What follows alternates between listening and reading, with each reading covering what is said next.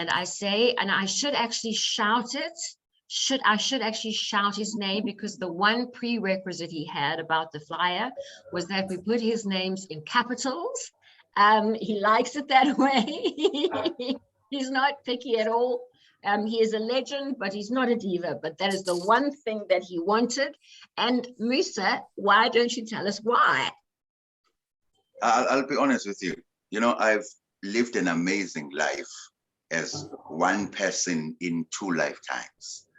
The first lifetime was before I sat in my wheelchair. And that's when I was Musa Zulu. You could have written it in small letters or even done anything you want to do with the spelling. You could even write it in color. But once I was paralyzed and I was entering the new phase of my life, I knew that everything had to be exaggerated, including the name itself. So MUSA E Zulu, in capital letters, please. Kindly not forget the dot after the E, or it ain't me at all.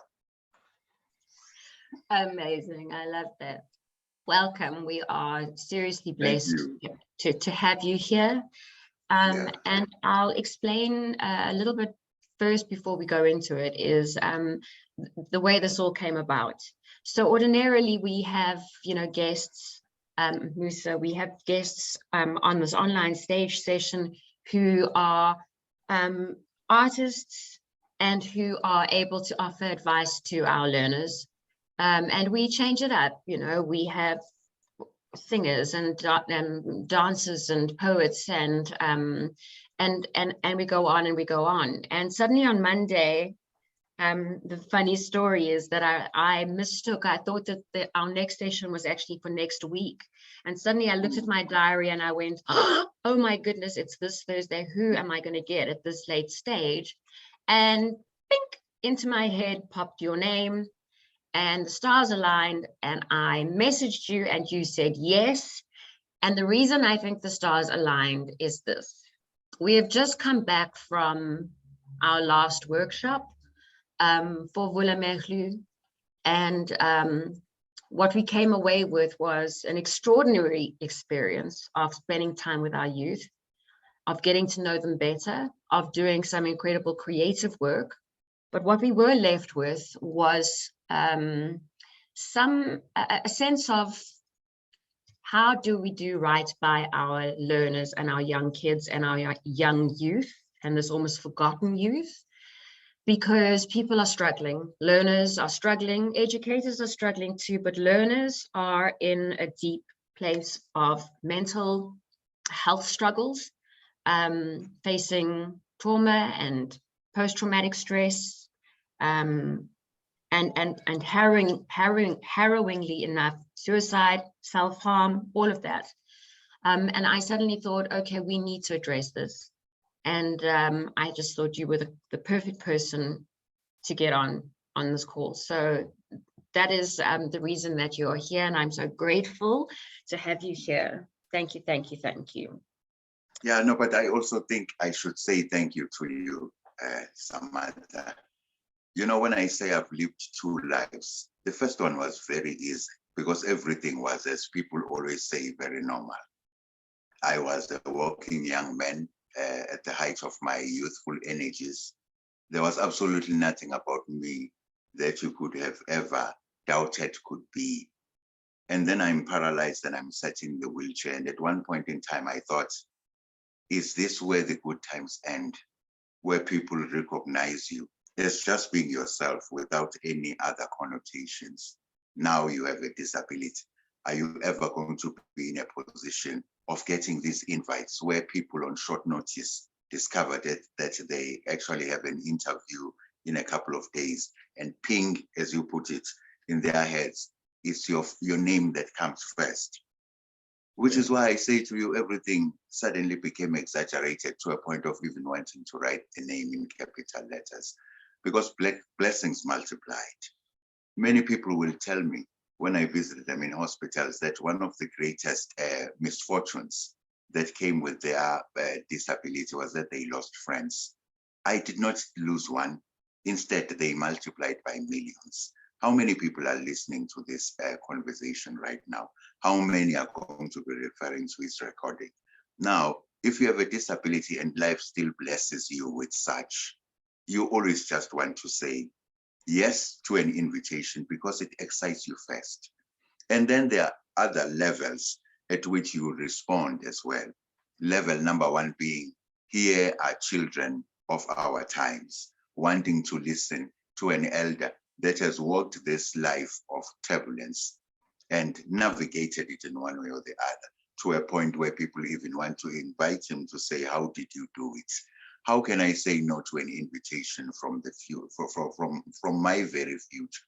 Because if one is to really take this to the story of disability and put it out there, much better talking to these young ones from these 4 schools that I'm addressing right now than the elderly. The elderly do not have much of time that they are going to be living.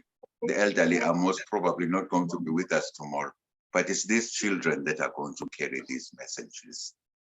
And then, of course, I'm an artist. How can I say no to a program that is taking our children through artistic expressions towards finding themselves? So I would love to say, number one, thank you to Norken Park. If the children are listening right now, thank you, my children, for honoring me with carrying this message that you are going to be taking to your futures. The very same goes for Kenilworth Secondary. Kenilworth Secondary, I'm hoping that one of these days, when everything is cleared, I will come and visit you in your school so that we draw together and do all of these artistic expressions that Vula Mesho is taking you through. There's also Zinaville. It's Ziniaville. Ziniaville, thank you for the opportunity. And lastly, HFK Secondary. You are my children. And if you call for me to come to you, because there are certain things that you want to understand about the ways of life, I want you to know that I will never say no. But more than anything, the program that you are participating in is Vula Mesho. It is the elderly that you will assist with opening eyes into the future. I could never miss that, right? That's why I'm here with you today. And I hope you're going to enjoy being with me for this time that Samantha is giving to us. And I seriously hope that you are going to talk from your hearts. If there's any problem that you want to tell an elderly man in a wheelchair that is standing in front of you today, please feel free to do so. It will only bless me to know that there's something I said that could save you and find you direction to tomorrow. I love you, my children. Wow. So how does one follow that other than to say, physical disability is something that obviously one can see, right? So it is obvious, it's there. Mental disability or mental health, mental issues of any kind are not, not easy to see or to spot or to recognize and to explain. And so it's only recently that it's become sort of a buzzword, the sense of self-care, and even addressing it and allowing yourself to actually admit that you need help in these areas and not feel shame. And there's, specifically for me, my understanding is that there is a real stigma in Black culture around mental health. So, the one is physical disability, you see it, the other is you can't see this. And this is what I feel our learners are really, really struggling with. Do you have any advice in terms of the mental health aspect? I mean, you obviously had to face that as well, coming out of your experience. But before we go there, do you have any thoughts on that, on why there is this stigma? I want you to understand one thing, all of you that are listening right now, that the world sees things in black and white. Normal, abnormal, able, disabled, mentally fit, mentally unstable. And that's just how the world is going to be forevermore. But where cultures differ is that they are cultures that will openly say, talk about it. And there are others that will say, do not talk about it. And that's exactly what we need to discuss here. A culture of the world that says it's not necessarily limited to Africans. Every single person around the world as a problem with anybody that is meant to have a mental illness. Everybody in the world still has a bit of a problem understanding people with disabilities, because we look at things in these two boxes of normal, abnormal, when in fact, everything is as normal as it is abnormal. Now, the problem becomes when a culture silences its children and a child is told, please do not say a word about what uncle is doing to you, because it's going to bring shame to the family. It becomes even more difficult when a child is locked behind closed doors, because the family has a bit of an issue with coming to terms with the fact that they are presenting to society that which is abnormal as a member of the family. There are many other examples. Other people even go to the extent of not even wanting to go to the neighbor to borrow that teaspoon of sugar, because they've been told, shh, do not say anything about our poverty here. And then you suddenly have a child collapsing at school because she couldn't go to the neighbor and say, at least a bit of cereal. There's nothing to eat at home. And suddenly you have a child with a disability that never really emerges, because they've grown up in this environment where they've been made to feel that they've shamed the family. Even worse with mental health, because all of us would love to believe that whatever that we say, another person is going to decipher as language is deciphered across the spectrum. But then if you say you have a mental illness, are they really going to decipher what I'm trying to say, or the stigma is already going to have shut my mouth? My children, let me tell you something. You have grandmothers. You then have parents. Some of you are living in a society where they even have babies. So I'm talking about generations here. I can promise you one thing. Every generation has both its dark clouds and its silver linings. If you are suffering from anything, make no mistake about it, the generation before has also gone through the same problems. But the generation before found its solutions, or maybe the generation before did not find its solutions. You then need to say to yourself, how do I become an instrument for finding that particular solution? When I was paralyzed in 1995, the world was still not what it is today. You never really had any person with a disability that was driving around in a car, number one. You never had a person with a disability that would tell you that they had written a book. Maybe they were, but because of this culture of silence, a thing about disability was always kept in closed cupboards, if you understand what I'm trying to say. Now, I then am introduced in this new life of people of the sidewalk, the unknown. There are two things about it. You disappear forever as the unknown, or you stand up and say, maybe I could be the voice that makes this experience heard, listened to, and known. So where you are sitting right now, my children, I want you to fully understand that the world knows that you are going through your silver linings and also your dark clouds. But in both processes, the world is also looking at one big thing at the end of the day, the end result, and the end result as in how you have shaped it to be. You could be suicidal and tomorrow you are hanging in a tree. Or you could be suicidal and tomorrow you are standing in front of an audience and saying, I survived it. And this is 1, 2, and 3 I did. I opened up about my mental illnesses. I opened up about my poverties. I opened up about my disabilities. And in the process, discovered that my disabilities became my abilities, my poverty became my riches, and my silence became my voice. And that is why you are an author and a speaker. Good. That is why I'm in a wheelchair. That is why I'm in a wheelchair. I hear you. I hear you. I do not speak language. Yes. As in English or Zulu or Afrikaans or anything. I speak experience. The Yes. greatest thing that ever happened to me, my children, was to sit in this wheelchair. Let me tell you about myself before I was paralyzed. Maybe let's just make this one a bit beautiful for the children so that they understand that you can always bounce back. You can always bounce back. That's the other thing. If you look at tennis, I grew up playing tennis. My father would always say, catch it at its bounce. Always catch your experience at its bounce, because that's when at its bounce, that's when it gains momentum towards you. And if you can catch it at its bounce, you can literally use its energy to throw it back. Catch your experiences, whether they are your victories or your losses, at their bounds, because that's when the impact could be the greatest, or the throwback could also be just as greatest.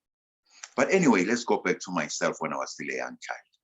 I grew up in a family of talkative people. I'm sure by now that I'm sure that these kids have already discovered, who is this dude that is so talkative? I grew up in a family of talkative people, but talk was never cheap. It was always, who am I? Where do I come from? Oh no, where do I come from? Where am I? Where am I going? I grew up in a family where that question, those three questions were literally drilled in my mind, such that wherever I was, I knew exactly who I was at that point in time, who I had been, and what I wanted to become. In other words, when I went to school, I could never be found to be saying, yesterday I was in grade 1 and today I'm in grade 1. If you can position yourself along the pillars of time, then everything about you always continues. There is no repeats. That's how I grew up, me and my children, by always anchoring myself in time. If you anchor yourself in time, there's never a step that you are ever going to take twice, unless you just want to do it for the sake of tangoring or playing hide and seek or any other game where you repeat things and go back and forth. But time is such that it's continuous, but you are anchored in those three pillars of the past, the present, and the future. There is a problem with a child that goes to university coming from a poor family. And the moment they get to university, they forget about their poverties to a point where they even alienate the past where they come from. Such a child is not going to be able to throw themselves into the future because there is an element about their time frame that they've already knocked out. If your parents are poor, I want you to know that it's exactly how it is in the present. Maybe that's exactly how it was in the past, but the future, you can determine into something different. Never forget about where you are coming from. Even with these problems that you encounter on a daily basis, where am I today? How was it yesterday? How do I want it to be tomorrow? But if you discover that you are exactly where you were yesterday and have absolutely no idea about how you are going to throw yourself into it tomorrow, you are not anchored on the frames of time. If you do that, then you never fail a grade, because it was yesterday. Today is grade number 2, and tomorrow calls for me to be in grade number 3. It's called self-awareness. And if you are self-aware, you suddenly discover that you can even start comparing yourself to other people. Look at that guy. I was with him at secondary school. I'm still in secondary school, and he's already in high school. Or look at that guy. He had a problem yesterday, same as mine, but I've found a solution, and this solution is guiding me towards the future. You choose your sides, but nobody ever wants to repeat a grade, just like nobody always has to be telling us about a problem without telling us about a solution. So what was your personality like before the accident happened? I mean, this exactly is clearly exactly as you are now. Yeah. Exactly as I am now. Because even with paralysis, of course, when doctors tell you that you cannot walk again, it's a train smash. But as time progresses, you start saying, okay, I used to walk. That's my past. Now I'm paralyzed. Am I really going to be paralyzed tomorrow, or I'm going to choose to fly? Everything is a natural progression, to be very honest with you. Or Yeah. I'm going to choose to die, because that's the other option that can be exercised freely, to be honest with you. All of us can stand in front of you and say, please do not self-destruct. But if you have already made up your mind that I want to self-destruct, there's very little that people can ever do to assist you. But then naturally, all of us are always inclined towards survival. Can I ask you, what was it like the moment you woke up in that hospital bed? What was the moment like? And what was the process of your first healing? And I'm talking both mental, physical, all of that. Like, what was the process so that people that are going through trauma now, how there is something maybe that they can latch onto? Let's be honest. After walking for 23 years, to wake up and discover that you cannot walk again leaves you in pieces. Why is it leaving you in pieces? Because you're a completely different person from who you were before. I mean, who runs around in a wheelchair, or who runs around with an amputated arm, or who runs around with a virus inside, HIV and AIDS? Or Musa, your mic has just been muted. and all of this, still with me. Sorry about that. Yeah. No problem. So these things happen. And at the point of impact, when you realize that things have changed, it's always never very easy to align yourself with the best of your energies. So a full period of about You're muted again. trying to disengage myself from the experience. I hated it when people with disabilities would come to visit me because they wanted to counsel me. The moment they came through the door, I would start telling nurses, not for me. If that one is for me, not for me. But the good thing about it is, no matter what anybody said during those first 3 months, in terms of, no, please let them, give them a hearing here, I would tell straight, no, please forget it. So I literally shut the door, and every one of us has literally to do that at the point of impact. You need to shut that door. Why are you shouting the door? Because if you leave the door open, then everybody's always going to be coming in to say everything is going to be okay. Oh, I brought sweets for you. And all of this time you're supposed to be smiling like, everything is hunky-dory, when you know that you are going through a lot. I also used the nights to cry all my tears. There are certain things that we say should never be condoned. Those little expressions like a man doesn't have to cry. To be honest with you, I don't have any problems with that. I mean, if we grew up in a society where all males are lions, then don't cry. So I would not cry in front of people, not at all. But I would use the nights to really just let it rain. And it would rain. And I would sit down on my own, very angry. That's the other thing. During these dark moments, these 3 months, I was very angry, particularly angry with God, because I just could not understand how we could allow anything like this to happen when I had had such a beautiful childhood, growing up in a township in apartheid South Africa, where everybody had a wish to break free. Now, I was paralyzed in 1995, exactly a year after all of these prayers to be free had been realized. Now, how can this happen to me? I also had, I was driving my first car, and that thing was scattered into pieces. How could God allow all of these little possessions that I was amassing to just be destroyed in a matter of a flash? I was 23 years old, which means I was at the height of my youthful energies. So for 3 months, I sat down just thinking, how can this happen to me? And unfortunately for me, also paralyzed at the time where there were no role models. I said to you, nobody drove cars, nobody wrote books, nobody appeared on television that had a disability.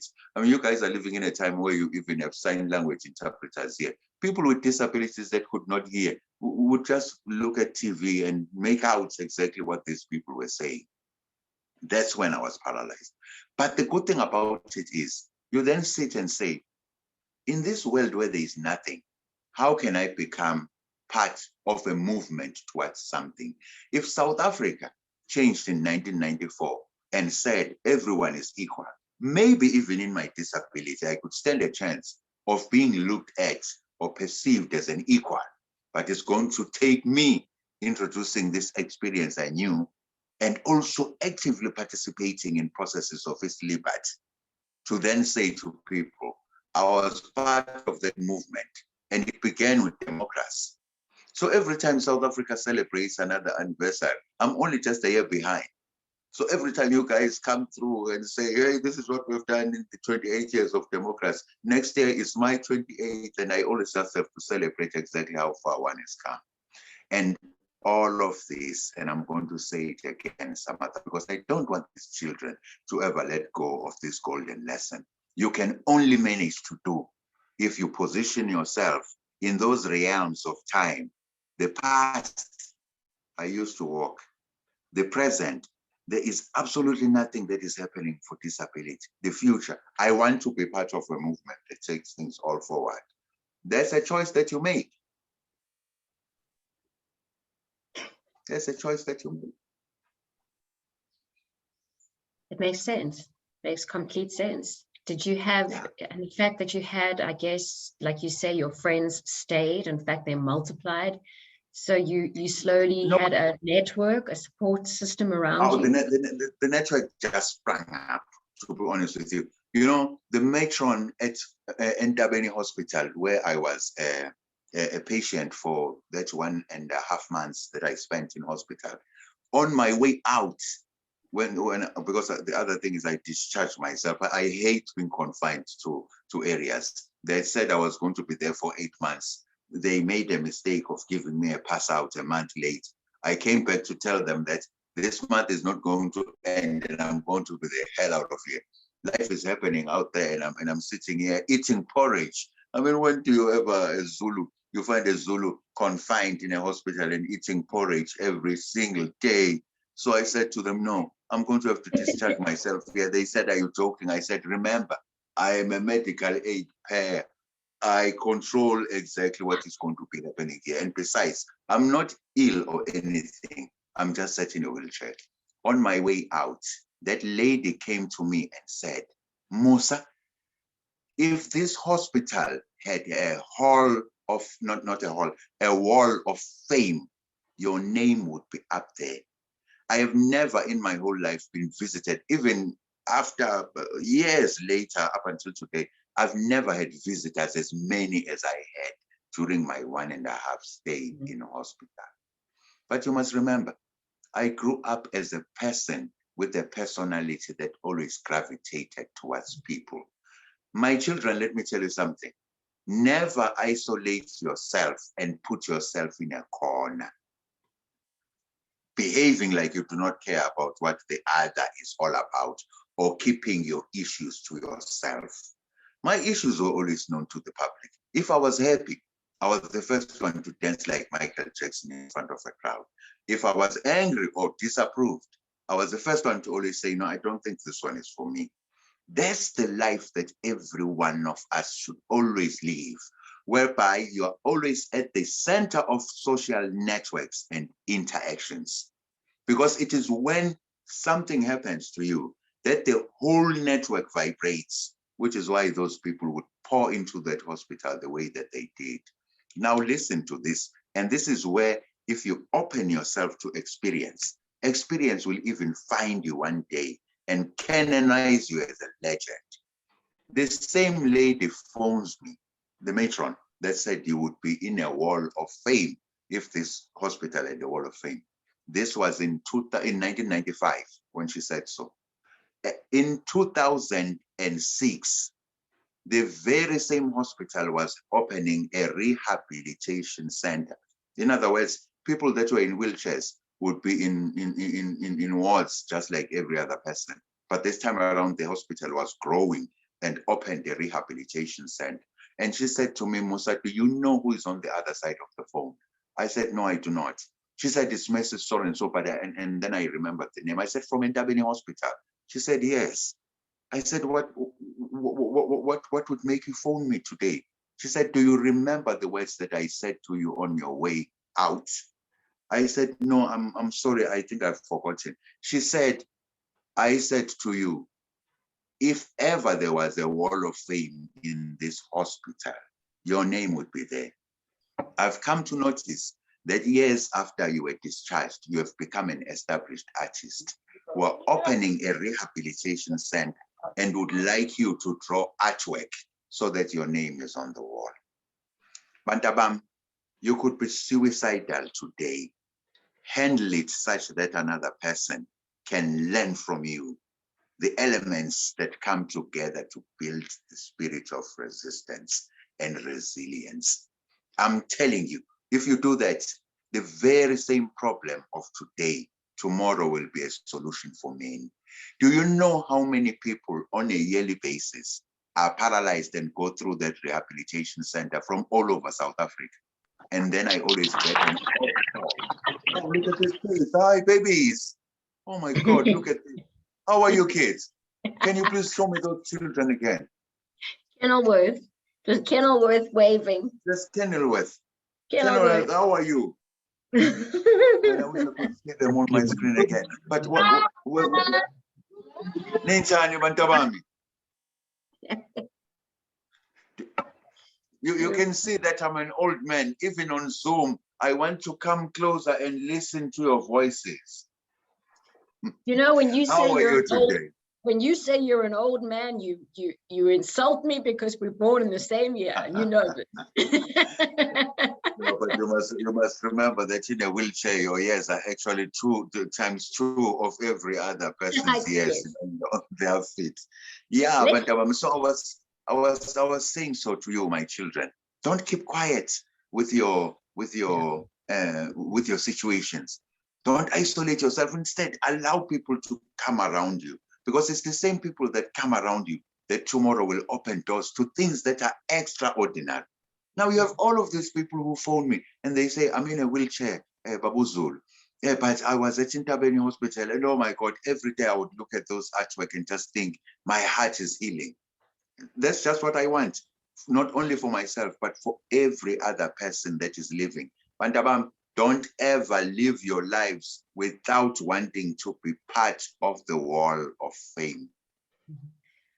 And it's not, it has nothing to do with being famous and being known by everybody, but it has everything to do with someone saying, this child is good enough, and I think this child belongs on that wall of fame.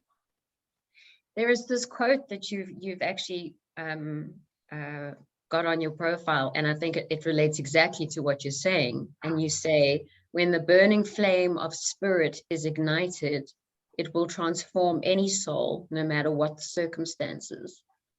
And it feels like your artwork as well was a passion. And maybe also, I think that's another thing and speaking to some kids as well, some learners who are artistic and who have been through mental health issues, saying, you know, the more I've focused on what I'm passionate about, like you said, can ignite this flame within you. So let's talk about your art. Let's I would love to see some of your art. I mean, and just hear about it and yeah, incredible. I'm going to put you onto my speaker view so I can see. Yes.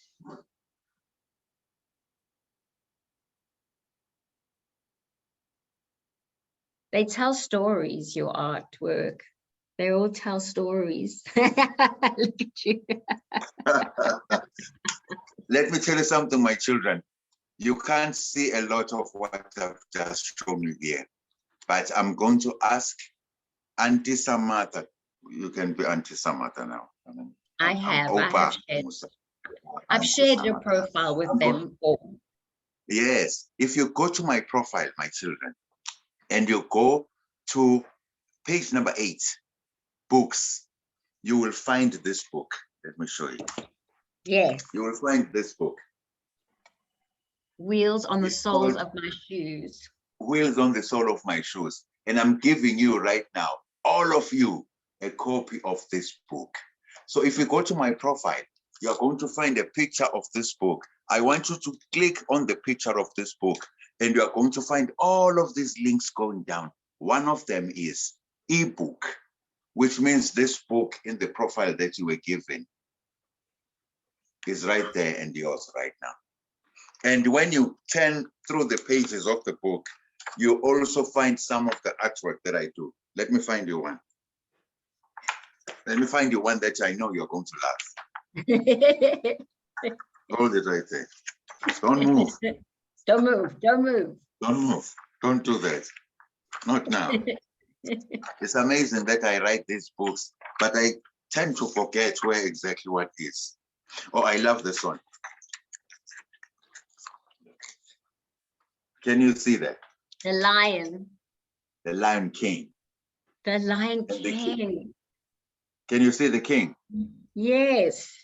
with a feather on his head and screaming? Yes. Yes. Yes. Yelling. Yes. Yelling. Roaring. Yelling, yes, not screaming. Let me show you another one.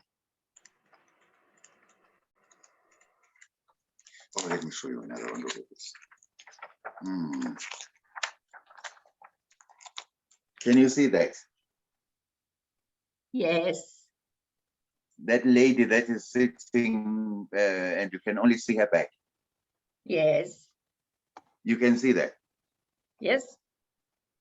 Okay, if you go to the very same profile, you are going to find that. There's a picture exactly like that you are going to find there. Click on that picture and you will see me drawing that artwork that I showed you, all of it from beginning to ending. Why do I draw? I draw because inside my soul is a child.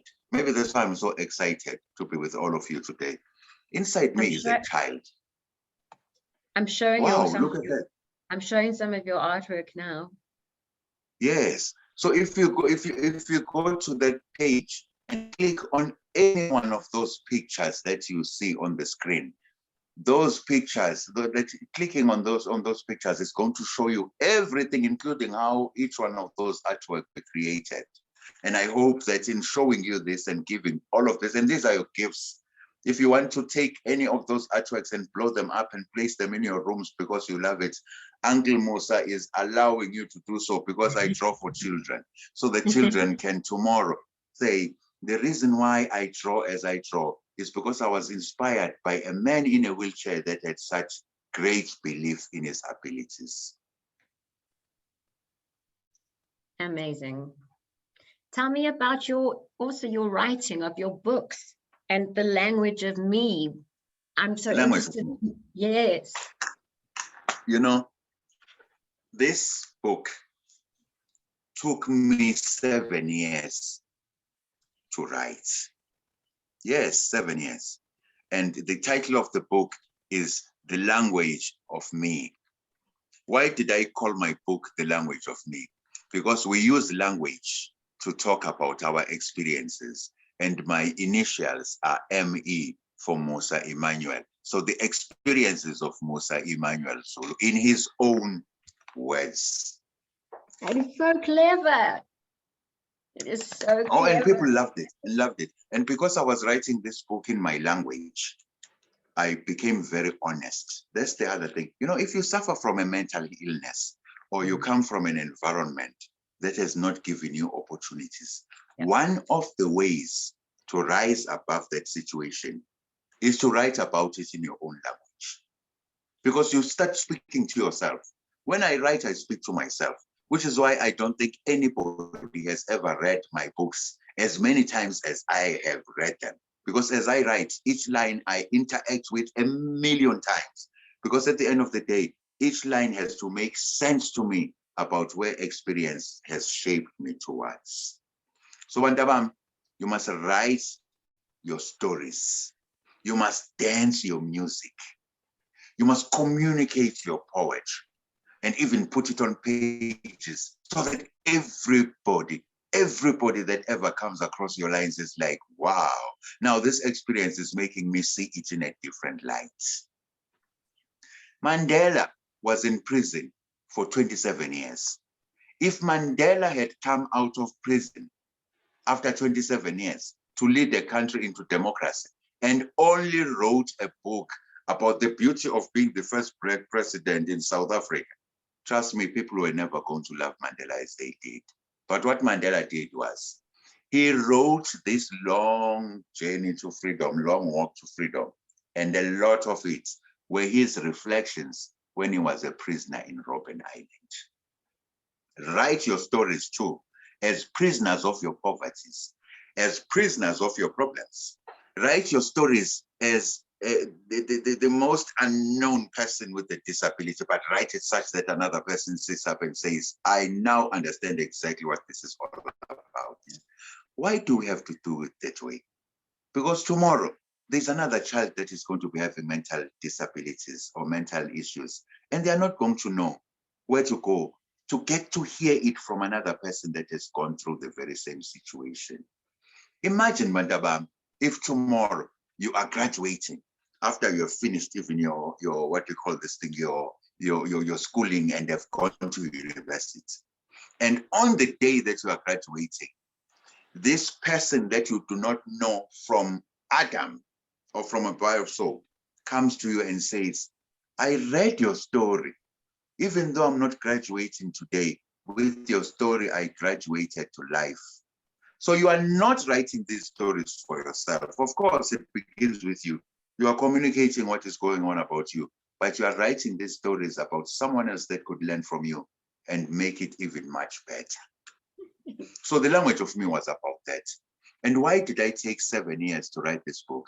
Because for every problem, you can never be expected to find a solution tomorrow unless you are taking shortcuts. Never take a shortcut to anything, starting with your schoolwork. And secondly, confronting your own life situations. Do not do that. If you are suffering from a mental illness, one of the best ways you can actually cope with it is to learn about mental illness, because you then get to discover that there are many others who are also suffering from the same, and they've been using as many solutions as possible to come across, to come to terms with what life has dealt them, with the cards that life has dealt them. Yes. I took 7 years because I was not going to take shortcuts, with a blessing, because every problem can also be a blessing, with a blessing as big as sitting in a wheelchair when I could have died. Yeah. Same is with you. Never look at your poverty as a what we call this thing, as a demon, or my children say demon. Why do you always talk like a Zulu and say demons? It's a demon. Do not ever look at your poverty or the problems that beset that confront you in your community as curses, because they could actually be inspirations for you to find solutions that other people could also refer to find their own what you call this thing, breakthroughs. So I took 7 years, and take time to learn about your experience, because it then becomes part of your expression. Do not take shortcuts, because everybody has a book today. I also want to publish mine. It's not going to happen like that. Otherwise, you're going to have a book that is only sitting on the shelves and nobody gets to know about it, because it says nothing about the depth of what you are going through. Yeah. So there's 3 things that you've just said there that sparked off something for me. The first one is we live in an age, obviously, of instant gratification, and that's the problem. So when you talk, when you talk past and you talk present and you talk future, and it's always the process, and we always talk the journey, and it's long been something that we talk about. It's the journey that matters, not the destination. It's the journey that's important. You know, it's an important part of the destination, because sometimes you have an idea in your mind that the destination is fixed, and you realize along the way that actually, no, the destination has changed and it's way better than I thought or imagined or hoped for. But I think that part of the problem is the instant gratification of the life that we live today, because everything is at our fingertips.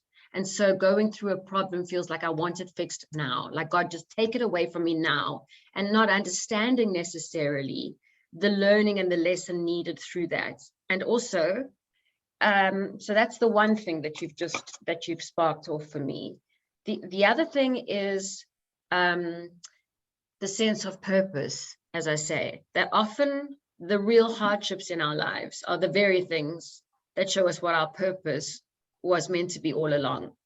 And had you not been in that wheelchair, in that accident that caused you to be, as you say, the wheelchair, you would not be who you are now. And who knows what your life would have been like, but certainly wouldn't have been this. And this has turned into a very, very blessed life, and a life which has transformed others. It has opened doors for others. It has ignited issues. It has ignited spirits and souls, and you know what I mean, informed people in ways that you never would have, maybe if if that not had happened. So purpose through pain.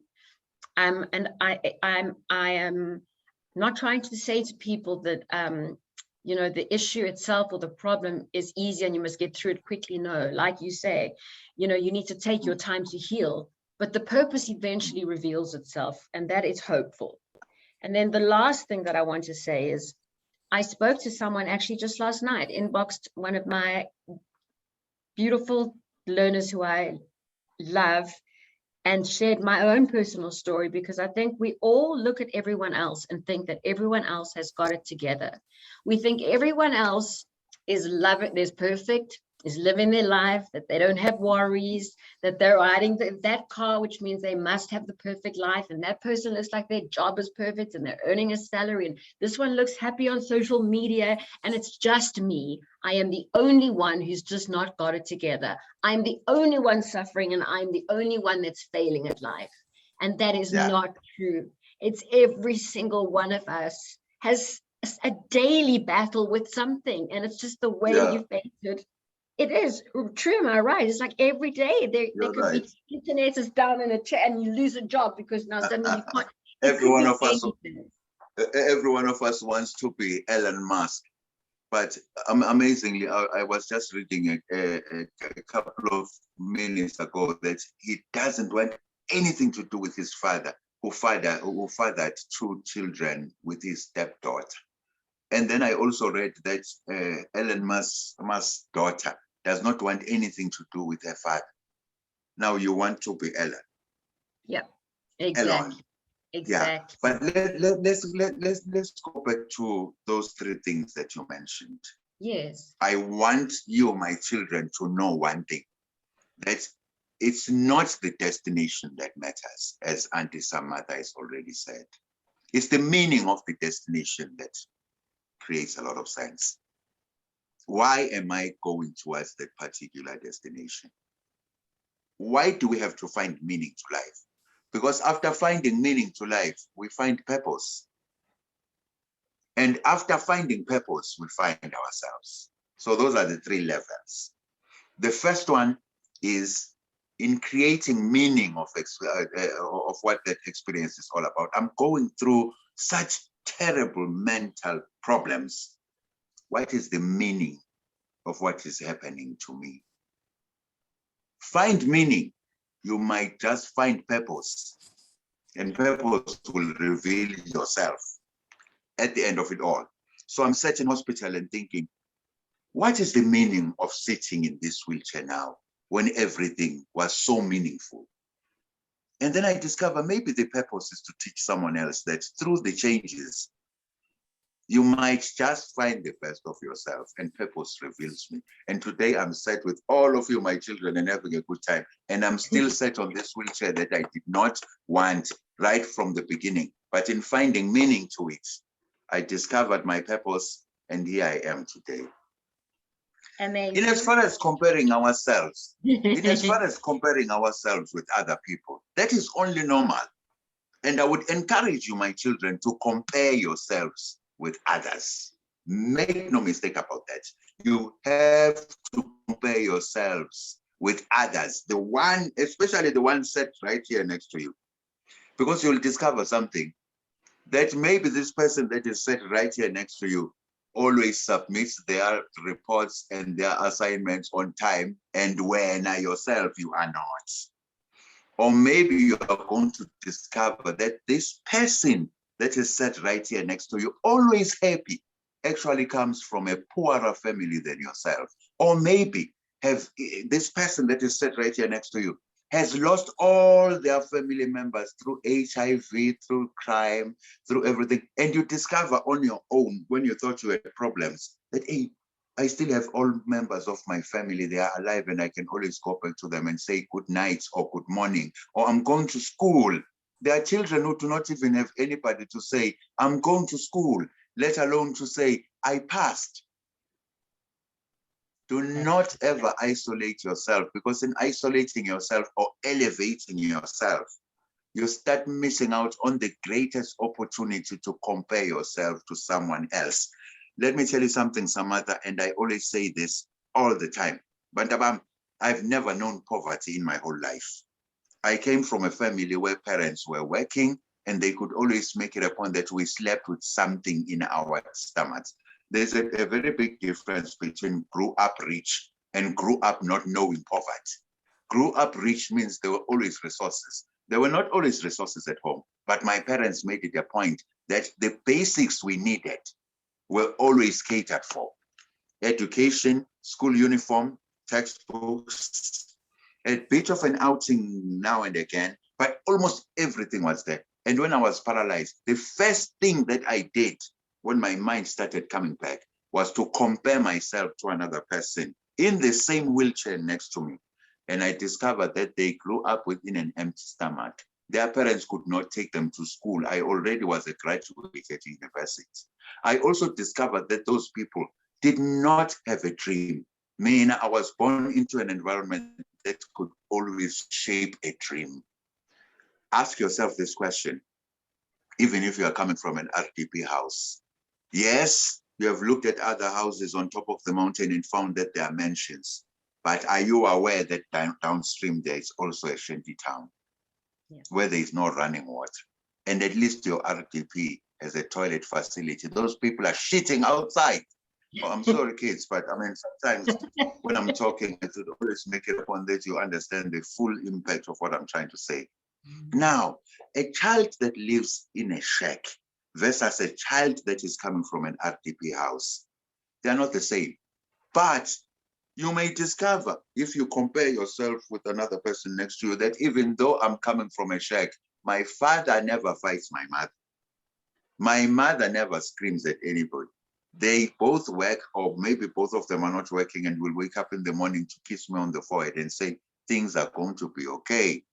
And the very same person that's living in a mansion, or the one that's living in an RDP house, comes in the morning with tears streaming down their eyes because their mother was not at home, was in a shipping, or their father decided to assault their mother, or their father was lost a job yesterday, or their father was hijacked. Everybody has a problem that is very different from yours, but you will understand it if you compare yourself. Always compare yourself with the person sat next to you. So you've got beautiful comments here. There are people giving you claps, and other people saying, after finding meaning, you find purpose. 100%. So powerful. That's from Kenilworth Learners. Nondomisa says, powerful words, find the meaning of the journey. And then yes, and then is and then is this session being recorded? Yes, indeed, we are recording this because this is important. I want to just say, I'll give a shout out first of all before I open up the floor. Sitting here is someone from Umlazi, and his name is Gravel. I know him as Gravel. And he actually was also working at UKZN school. He helped me when we were launching our Expressive Arts program, and he was just part of the community. His name is step forward, Gravel. It's not his real name, but he calls himself Gravel. Where's Gravel? Step forward and speak. Turn your mic on. He was just a community member who loves the arts, and he went to the school and offered his services free of charge. He was kind of working with the kids, and it made it so much easier for us to work with them. That is beautiful. So shout out. Gravel, say hello. He's waving. Hello. Sanbona, hello. Oh, Gravel, kunjani kusmala? Ngiyaphila njani ba? Ngiyaphi igama lakho kusmala nguGravel? Hayi Yes, Gravel, ngiyajabula Nkosi Malanga. Ulapho usemlazi? No, ngiseGoli, eSoweto. Oh, useGoli. Yebo, Emlazi eGoli. evuku zakhe wawufike ngenkathi uzolekelela lapho. Oh no, angihlala khona eMlazi. So bekhona into bengizoyibheka yes, ngalawo. That is wonderful. Kwamina ngakhulela eMlazi lapha kwaJoe. Uyabona ku-intersection yakwaJoe kwa-Emlazi. Yebo, ngiyakubona ka-M. That is exactly where I grew up. Yes, kwaJoe, from 1977 December up until 1994. Sahamba ngo-1994 April eMlazi sesiyohlala ngase-University of Natal eGlenmore. Yebo, Glenmore. Kunobaba engingahlangana naye ngakwaJoe. Ubaba lo besebenza ngawo amabhuku, like unomuzi omhlophe ngasemarobothini kwaJoe. Yes, of course. Yebo, ngicathi mhlawumbe lo baba uyamazi ukuthi igama lakhe sengilikhohliwe. UMusa Mpungose. You guys are having a private conversation. Oh, it's Zulus talking to each other. He's telling me about people from the hood. From the hood. This is what we're going to do. We're Gravel. Let's do this. After this conversation, let's talk, because it could be people that I know. As I say, I lived in Mlazi for a solid number of years, 1977, and only left in 1994. Yeah. Thank you. Yeah. Ngiyajabula Gravel, Nkosi Malanga. Thank you very much to you. Can I open Wonderful it up? stuff. Thank you so much. Can I open it up? Is there anyone who wants to ask questions? Clifford, do you want to say something? Yeah, Sam, just before you do, because unfortunately I have to jump off to join another call, and I just wanted to firstly say, Musa, how amazing it was to listen to you, and what an amazing voice you've got. You know, it makes me, you can't help but think that you need to reflect on, you know, what you've got and use the resources and the opportunity that you have. You know, it's just so sad what's going on in our country. And I think young people are facing so many challenges, you know, not just work in the future and the changing environment, but your voice is just, you know, so practical and so level, and it's just so refreshing to hear. So really, I want to thank you. And I would love that we host you again. I think a lot of people should hear, you know, what you say. And I guess, you know, maybe what you're saying is when adversity strikes, it forces you to actually reassess. You know, too many of us are thinking about, you know, what next, as opposed to thinking about right now. And I just really wanted to say thank you. I have to jump off the call, but please carry on. I mean, when I'm seeing all of these comments coming up, and I would love to meet you again, and Sam will chat about that to take this further. But to everybody, you know, once again, I hope these Thoughtful Thursdays are proving to be very useful to you. And thank you to Sam to bringing speakers like Musa to introduce them to us and expose us to a much bigger world than the world we just exposed to, and how that maybe can shape our thinking and how we should be acting. So thank you very much. And I'll see everybody next week. I need to jump off. Bye-bye. Thank you very much, sir. Thank you very much for the opportunity. Yeah, Bo. Yeah. Is anyone else? Oh, yes. So there's a lady, Echo. Echo is part of the Arts and Culture Trust, Nuloa scholarship program that I'm working on. And his mom is here, and she says she has a question for Musa. So Echo's mom, if you have a question, you can either speak it or type it in. At the same time, I see that there is Kenilworth learners have their hands up. Hello. Hello, is this Echo's mom? Hello, Echo's mom. Hello. Hi, Samantha. Hi, but Musa, how are you? I'm good, thank you. It's Noku here from Western Cape, Stellenbosch. Yes. You said earlier you were angry at God. Yes. And I didn't get it. How did you reconcile with God? Did you make peace with him? After that? He revealed to me that probably the best he could have given to me were wheels, because I was always in high speed. So what do you do when you are, it suddenly revealed that this was actually a bonus to keep you even propelled even faster through life? You then go back to God and say, I'm so sorry, I was not aware, but I'm only human. Sometimes I do not understand. How many prophets would run away from their calling, not understanding why God would have even begun to choose them? I guess I was one of those that then had to finally understand that there was a revelation here. I mean, I'm telling you that the words, and I mean it when I say so. It has never been more beautiful than it became after the wheelchair. And I mean it. There were no books. I did not have a story to write about. And suddenly I'm writing about this experience that I was angry about. And the experience is healing me as I'm writing about it. And the book comes out. The second one comes out. And before you know it, everybody says, hey, you write so well. Would you, because this is what happens. I remember when Barry White, the singer, Bandabam, old school. But Barry White once said, I live a very blessed life. I wake up in the morning with music in my head. I call my friends and I say, guys, listen to this. The other one starts picking up a guitar. The other one picks up drums. And by the end of the day, we have a song. And by the end of the week, we have an album. We then take this album after recording it and place it on the shelves, among music shops. People buy this album. They listen to this album and then they phone us to say, hey, we love what we are listening to. Can you please come to the stadium and perform it for us? That's the life I live. I wake up in the morning with these messages in my mind. I then write them down and call my friends, the graphic designers, the printers, and everybody that makes a book come alive. We take it and we place it on the shelves. People come and they buy this book and then they phone us to say, hey, this is a beautiful message. Can you please do us this favor? We'll pay you to come here and talk it live. How can you be angry with God when he has given you something as beautiful as that? You go back to him and say, I didn't know, now I know. Thank you. And I'm not sure if it's you or Samantha, but one of you said you need to find meaning in your circumstances. I'm paraphrasing it. You need to find meaning in your circumstances. Now, my question is, does that mean in every circumstances there is a meaning or there is a purpose in every circumstance? Yes. What if you don't find purpose for the circumstances? Is it what? Oh, you can't not find when you seek. Make no mistake about that. The only time we don't find is when we don't go out and seek. You find meaning in seeking for meaning.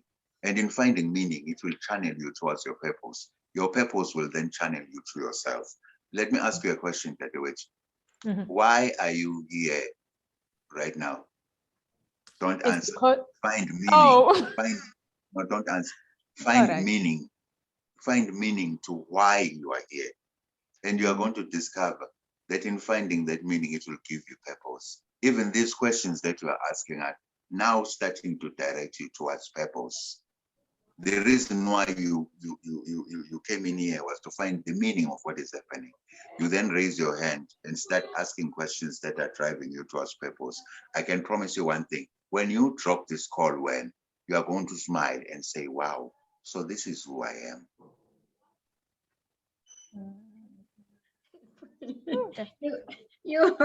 This is why he is a motivational speaker and travels the world, and people pay him big bucks to do so, and we are so blessed to have you here. I'm going to so I can see that first of all, Kenilworth learners, their hands are up. So Kenilworth, please, you are able to ask the question. Sam, how are you? I'm good. How are you? I'm good. So unfortunately, my learners had to leave at 3 o'clock. It's so, okay. It's recorded. Yeah, I've got two questions. The first question is personally for one of my learners because they needed to leave, and I'm just glad that the session is being recorded. Then the second question is for me personally, So I'll start firstly by saying, Guti,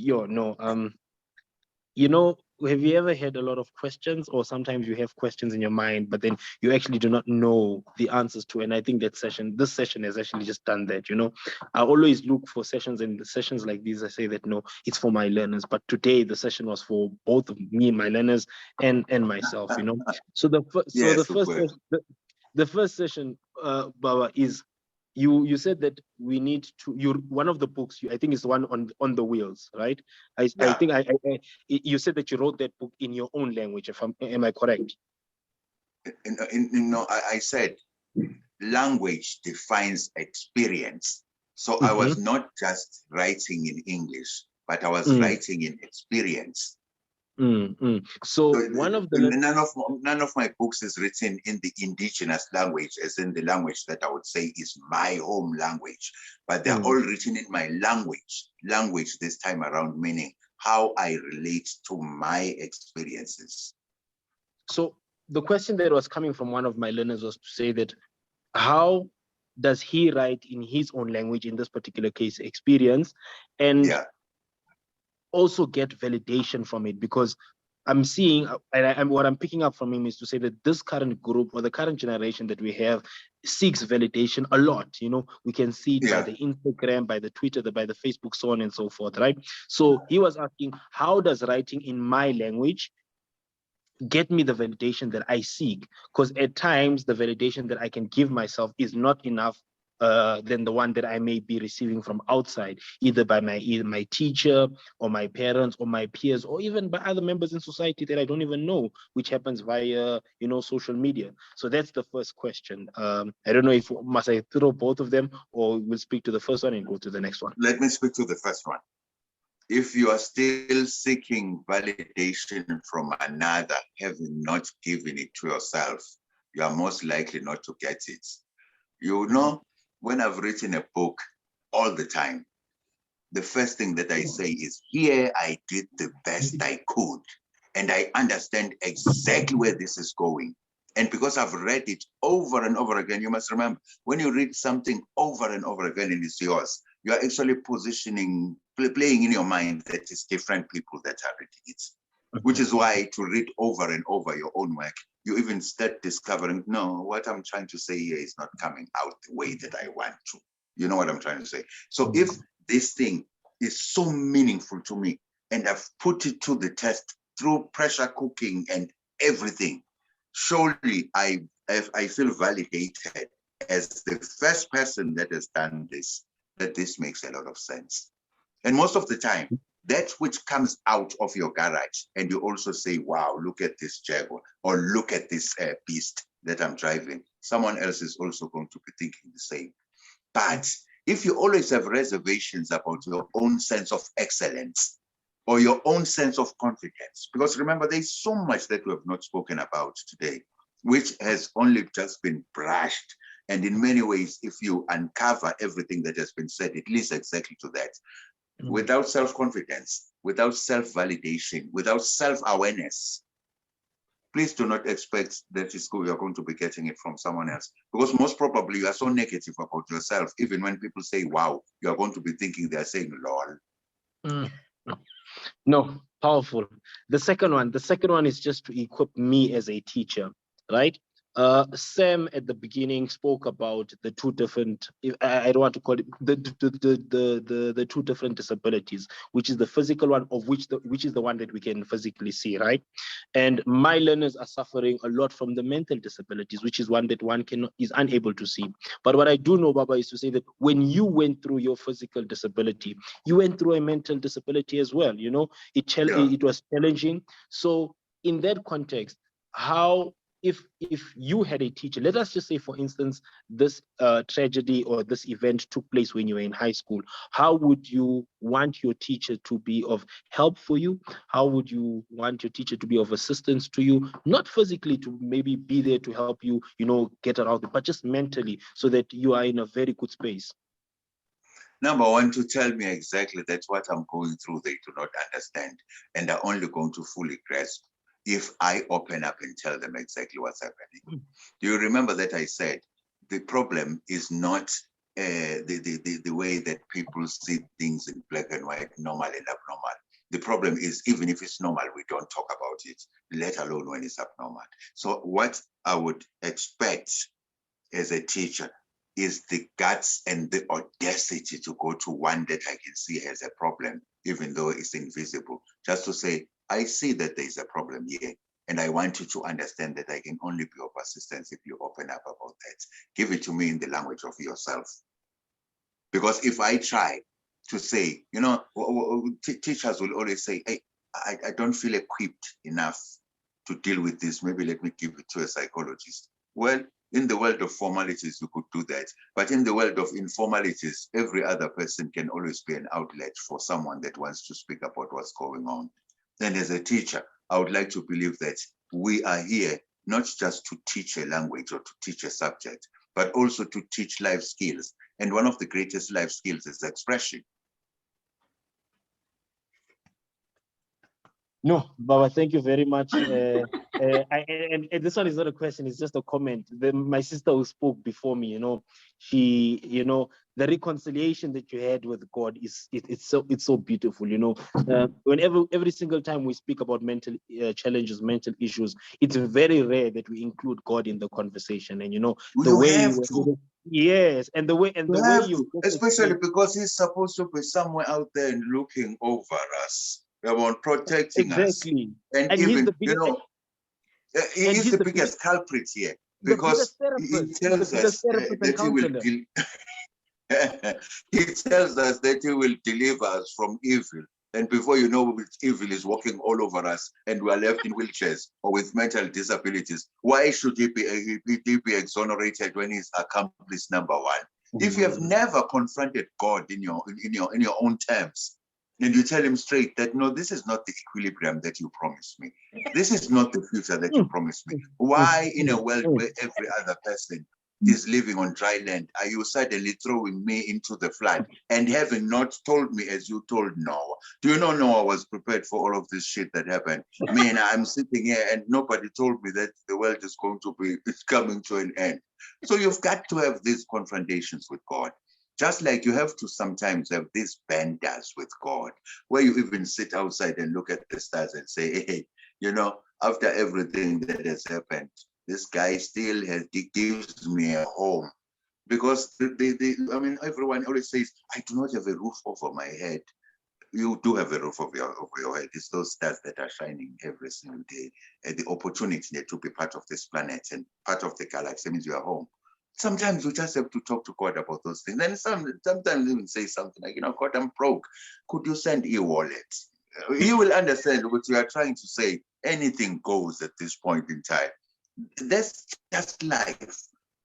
And if you can have such conversations with your maker, he responds in many ways. And before you know it, straight from this, what do you call this thing, interview where I had nothing in my pocket, someone says, hey, God, man, I couldn't have had you at the right time. Can I fly you to Cape Town so that we were set there and having a good time? I'll pay you. Bang. Just by asking for e-wallet. The problem with us is we always go to God to beg. He doesn't like it that way. I know it because I talk to him all the time. You know, he'll say something like, you know, Musa, when you start begging, it's not nice, especially because you are built in my image and I'm not a begging God. Just state your case. Let's see how far we can take each other. That's the conversation. But to be angry with God is probably the best experience that all of us could ever accord ourselves in our moment of wanting to find him. Beautiful. Thank you. Mr. Kumala, did you like that? I think it was perfect. I think there's nothing that exists that's perfect. We only get to quintessential, and that was just quintessential. You know? the response, the energy, the tone, you know. And I think Baba also he's doing, and I don't know if he's doing it deliberately, that sometimes we think about something, but we are unafraid to say it, you know, like questioning to say that, hey, God, you're putting me through something. I don't think if I'm built for this. I don't think, you know, am I really equipped for this? You took this individual, like he was mentioning of Noah, to say that, no, this individual was built for this. I don't think I'm built for that, you know, asking these difficult questions, because we are always probed to say that we need to ask difficult questions with people around us. And, you know, I think we've reached the time now we need to start having difficult and important conversations with God, because at the end of the day, he's a superior being and he's God. And who else is, I cannot think about a better being to have a difficult conversation with other than God.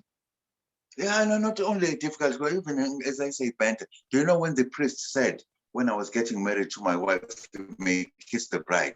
The first thing that I did was I looked up to heavens, I winked, and I said, "Are you kidding me? You know what? I mean, honestly, is it me that's getting married here today?" Yeah. I mean, why should, sometimes we just have to loosen up. Yes. We just have to loosen up. You know, someone once told me something amazing, which is most people drown in a pond or a river because they stiffen up. Amazing. They stiffen up. We've got 3 questions. I would love to go to Kungu MUSA, who's also from the Arts and Culture Trust sponsorship program. Kunga, my baby, do you want to ask a question? Are you still there, baby?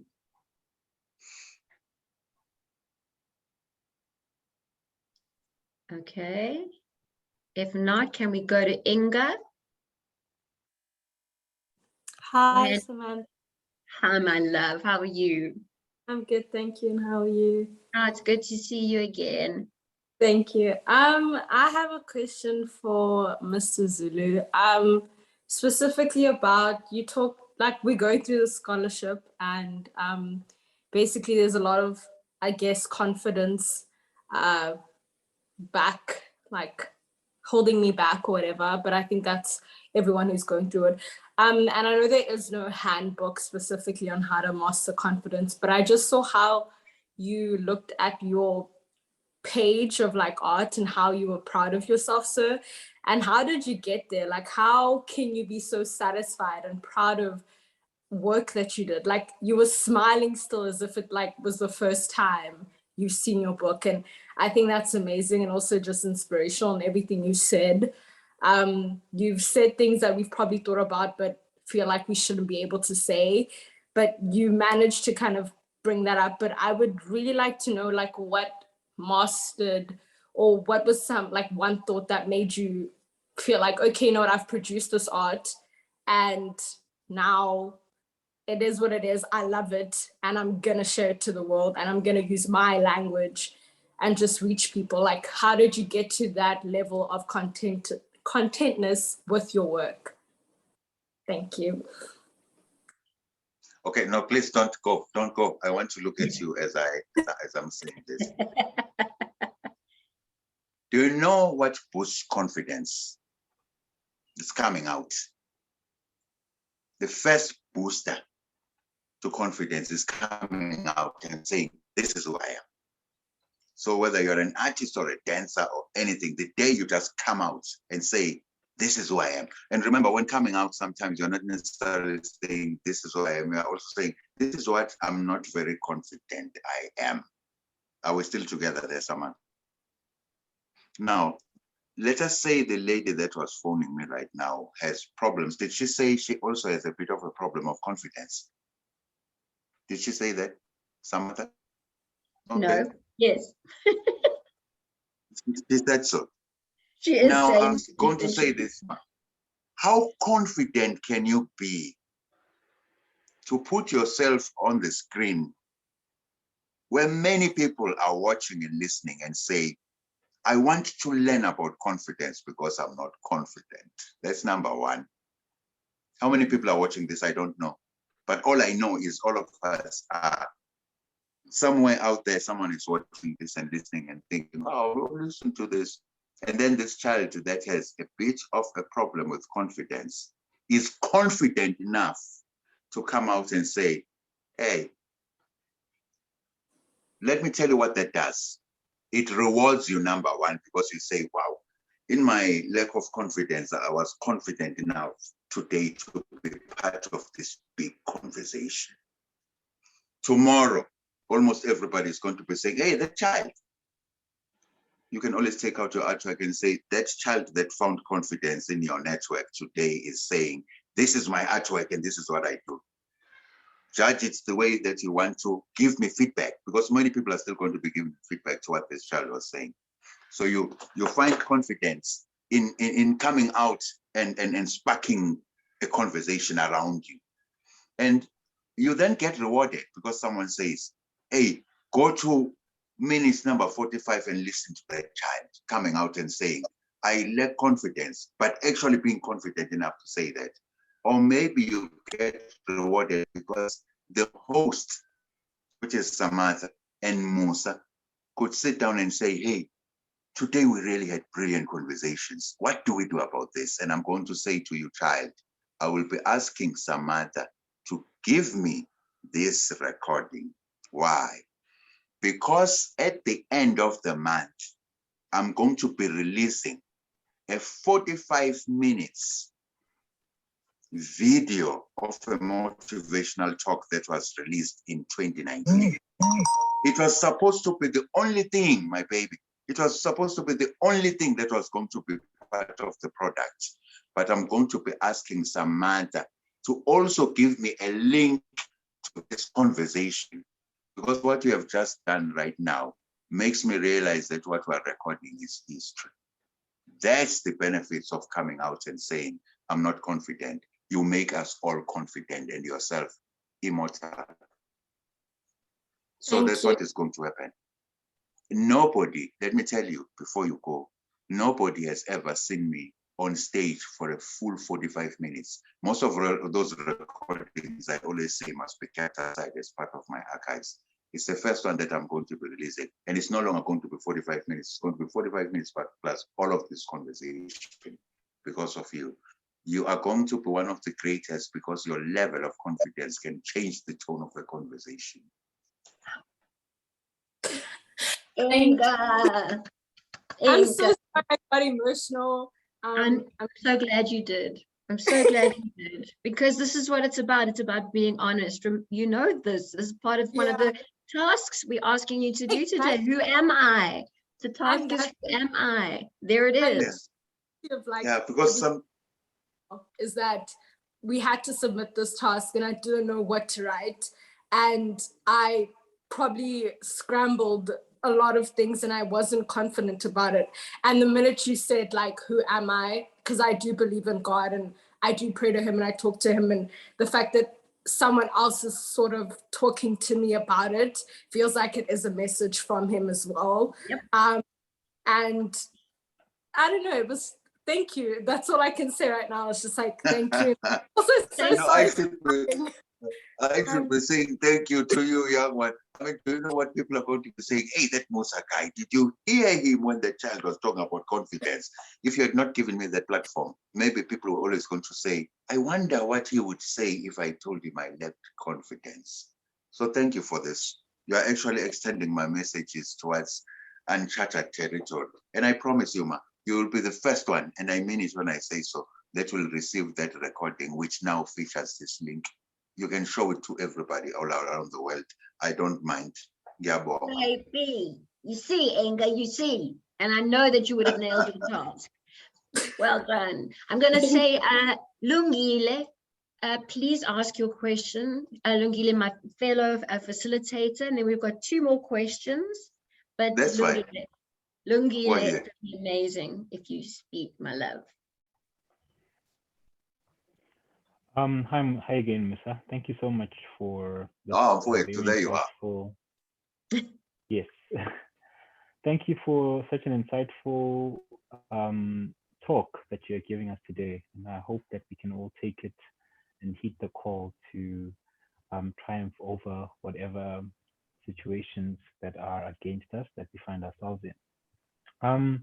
I must be thankful also to your quote that you said. I hope I said it right. You said, my poverty became my riches and my silence became my voice. I particularly relate to my silence became my voice, because that's when I found my voice, was in my silence. And that's when I realized it is in my silence that I am most powerful. I think better and I say better things as well. And I treat myself better and those around me. I'm inclined to say that you are really an epitome of a human being who was able to turn your pain into wisdom and strength.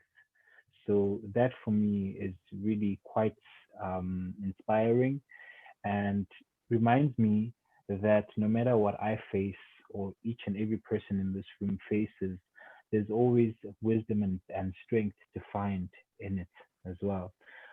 Your I mean, with Bulametlo, part of this program is to facilitate the arts and artistic creation for learners who perhaps may come from backgrounds where they believe that the arts is useless or the arts doesn't put money on the table, etc., etc. So, which is really what we are trying to change as artists that have been in the industry, because we've seen that yes, I can sing or I can do something that is artistic, but I'm able to facilitate a workshop and make a living from it as well, or anything else that is artistically based, where I'm able to generate an income. You know, I myself am an entrepreneur and a creative director in my own company as well. So, Yes, and I remember when I was young and I was, applying for the arts, it was like the question was, or the comment that came from my mom, and bless her soul, because she really did support me full out. So I really admire her for that, and I'm so grateful because not a lot of us have that type of support. But the question that I remember her asking was that, you're not going to make money. But because I'm so defiant in what I want to do, I'm like, no, mom, this is exactly what I want to do. So, but she still supports it nevertheless. So I'm very, very grateful for that. Your profile mentions that you are a creative director in your own company. I hope I say it correctly. Valhalla Arts. Yes, Valhalla Arts. Okay, I'm proud of myself. I said it okay. Wonderful. And this question is particularly for the people that are in this room or will be watching this Zoom recording. So it is, how did you get to that point where you were basically, how did you get to that point where you said, I'm starting a company, I'm going to be creative director, and I'm going to function within the arts sector?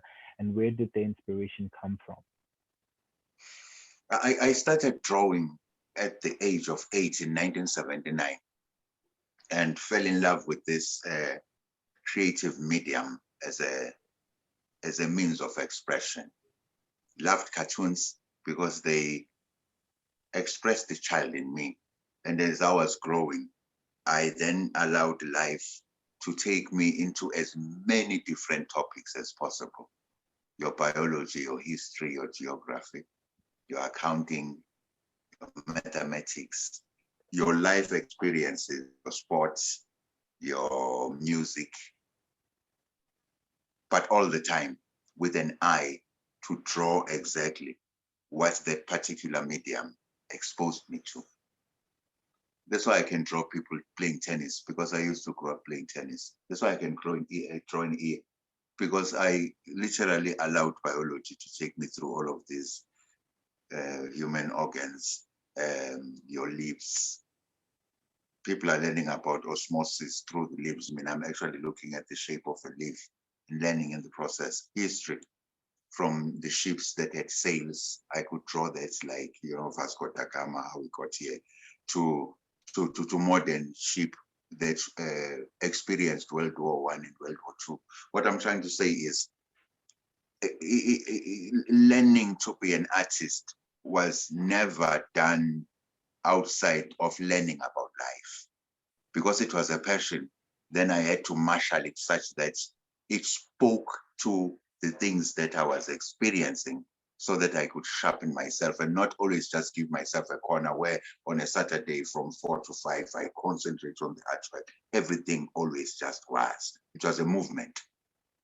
The politics of South Africa. Remember that as a person that was inspired by cartoonists, particularly political cartoonists like Jock Lady and Noah Sapir.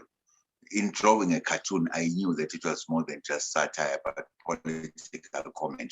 So I'm trying to say, it was not just a matter of drawing, but it was also about learning about that particular field or medium that I found that life was drifting me towards in terms of interest, wanting to know, or anything that has to do with how you interact with your world. Now, this is how this thing develops, and I've been doing it for 40 years, where you do not necessarily treat it as part of what you do, but all of what you do. Before I even write a book, I draw it. Before I deliver a motivational talk, I draw it. before I sit down to conceptualize a program that is going to be towards the benefit of a particular constituency. It could be people with disabilities, it could be people in human resources in a company. I draw it. You become the creative director of not only a company, but of the whole expressions that define who you are. So this is how I got about to, in 2005, after I started writing books, because the first one was published in 2004, I then discovered, well, maybe I'm also growing. I now have a family. I might as well not just do this as a means of survival, but a business that I can also bequeath to my children. And this is where you start taking your book seriously and wanting to not only just have a book that is published by so and so and they're distributing it, but to grow towards owning the copyright, so that when you bequeath it to your children, at least it's their father's property than something that is tied to someone else in terms of copyright. What I'm trying to say is, register Valhalla as a business enterprise was a progress. The whole thing was a process towards, from all the way to doodling, to looking at it as a passion, to looking at it as a way of life, to look at it as a way of thinking and conceptualizing, all the way to looking at it as a artwork. This is my work. This is not just my work. This is my future. It's a natural progression. And experience is exactly like that. And people who do it best are people that actually do that. But you also have to quite understand that you are not living as an island. You are never going to know about management or self-management until you have gone through processes where someone else manages you and tells you what expectations they have about you in terms of productivity, in terms of work output, in terms of work ethic and all of that. And when you have reached a level where you think, no, I've learned a lot from here, you then drift towards doing it your own self as the creative director of your own institution. Same as with books. I honestly have a very big problem with a person that is writing their first book and they are self-publishing. There is something wrong there. That person is not aware of exactly who they are or what world they are entering into. There's much more to writing a book than just delivering a manuscript and binding it and pasting it on the shelves. There is also promotions, there is printing, there is the process of distribution. There is a world out there that you do not know about. And the only thing that you are hoping for at the end of the day is that this thing is going to be giving you royalties. You then want to decide on your first attempt that you want to self-publish this thing. No, it can't happen like that. So 2 of my first books were actually published by established publishers that I would sit with to understand the full process of getting a book out there, which is why the last 2 that I've done are self-published under Valhalla Arts, because Valhalla Arts is actually my manager. It's not only just my company, but my manager. They manage the writing of contracts. They speak on my behalf when it's time to release these products in terms of how much is going to be coming to me. But what I'm trying to say is Valhalla Arts was a culmination of all these learning exercises, as in drawing, as in thinking, as in administering and management. Yeah. Amazing. So the very same, what we call the same argument applies to a child that wants to get out of school and straight into self-employment. Excuse me, how are you going to even know everything about running an institution when you have never been run as a member of an institution? Yeah. Yeah, wonderful stuff, man. Yachabu, sure. Lelita, let's hear yours. And then we're really seriously pushing his time, and Musa, let the people speak. Zulu, I'm going to shout you soon. Yeah, so what to do it. How are you? Good day. Talk to me. I firstly want to say that when you spoke about being angry at God, I know exactly how that feels. I know exactly how that feels. But my question is to you, Datuma Geba, that how do you face the fears, the uncertainties? Because you know, when a dream is too big, it scares you. In the very same way that it haunts you. But when are you gonna give me attention? When are you gonna fulfill me? When are you going there with me?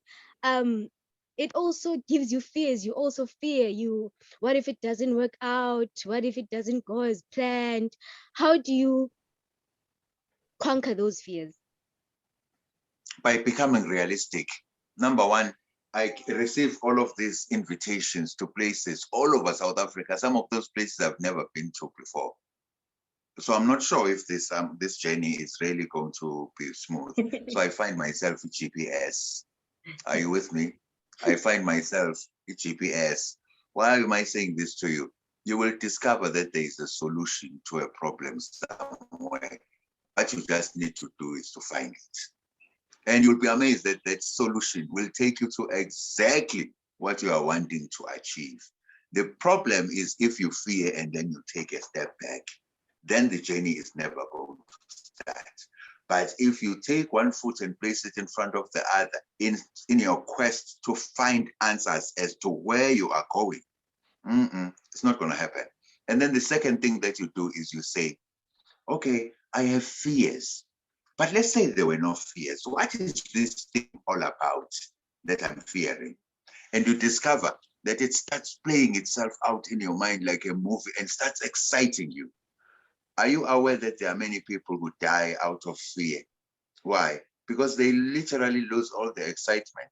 And life is about excitement. Life is like batteries that you have to recharge with excitement. And fear will rob you of that opportunity of charging the mind with experience, and in the process, not only discovering,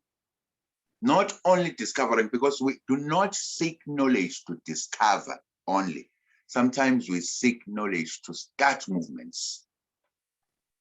So that's how it all plays out in my mind. It's okay, yes, I have fears. I have to come to terms with the fact that I'm scared, or I might not find direction. So let me find GPS, and GPS will take me exactly to the place where opportunity has been availed for me.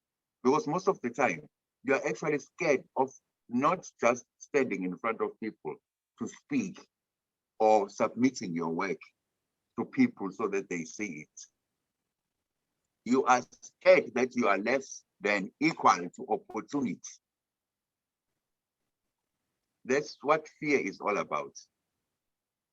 That's what fear is all about. The only fear that is different is fear of the dark, because that's what is what we call it. All of us are scared of the dark. But at the end of the day, you discover that there was actually no one behind you in the dark, always following you. It's just fear. We can entertain those fears, but still. You're muted. What will happen the day you graduate and your name is being called upon to come and be kept?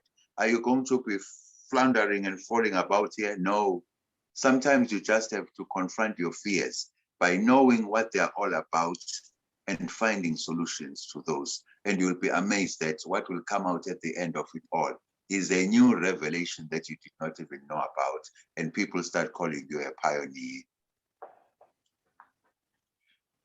Can I say something which is just incredible? What you've just answered there is a conversation that Lungile and I had last night. It was last night or the night before. We spoke about the fact that as you're going through life, there are these moments that you are faced with an opportunity, and it feels like there is a knowing within yourself. You know, you have to do it. You know, you have to say yes, right? You know. And then you are overwhelmed with the fear of how much you feel you have to step up to embrace that challenge because you don't feel worthy at that point, right? So either there is stuff that you need to do, like you might need to study a little bit further or do more research or work on yourself a little bit, but you know you have to do that. You have to say yes. And the fear is is normal. Everyone has that because it's trying Yeah. something you've never done before. But then there is this period Yeah. when you actually do, and I said to Lungulu last night, it feels like, and I call it, it's like the song Osieza, means the crossing. It Yes. is like, I'm coming Yes. for you. I'm coming for the next level, right? I'm moving through this. Yeah. And when you get there, you turn around, look back, and you go, I can't believe I did it. This was the thing that I was so petrified about, and now I'm here. Yeah. And it keeps Yes. happening. It keeps happening. You carry on, carry on. Suddenly there's another crossing. Oh my God, I'm fearful again because I've never done it. Fear comes from facing something that you've never had to do before and that you don't feel worthy of approaching at that point. That's very true. And truth is, I could be speaking so positively about life. I also have my fears, some of them that I run away from, because that's the other option that I want you to never, ever let go of. The opportunity to walk away because you are discovering, no, maybe this is just too much for me. Sometimes you do not have to be knocking yourself against the walls, even when your fears are saying, I'm going to crack my skull here. Or when reality literally says, I'm going to crack my skull here. Run away, find something else, and it will excite you, and you will be amazed that tomorrow that brick wall will still be right there, but you would have found another way through. But do not run away to go back. Run away to find another way that you are going to take, what you call this thing, to bypass the problem, but in a very meaningful way, where you can literally sit and say, I have no regrets. I ran away because that one was just too much of a mission for me to take at that point in time. Maybe tomorrow. Brilliant. Yeah. Musa, my baby, are you ready? Yay! Yes. Hi, Hey, how are you? I'm fine, thanks, and you, sir. Hi, Auntie Sam. Hello, baby. Baba, there's a few affirmations that I apply and also say to myself in certain circumstances, and it was so refreshing and also overwhelming to hear you almost put your stamp of approval upon some of those. So I'd like to tell you some of the affirmations I use. So when it comes to the validation thing, one of them is that Musa. Oh, by the way, our names are similar because mine is Musa and yours is Musa. That's why we're validating each other here today. Wonderful Yes, stuff. sir.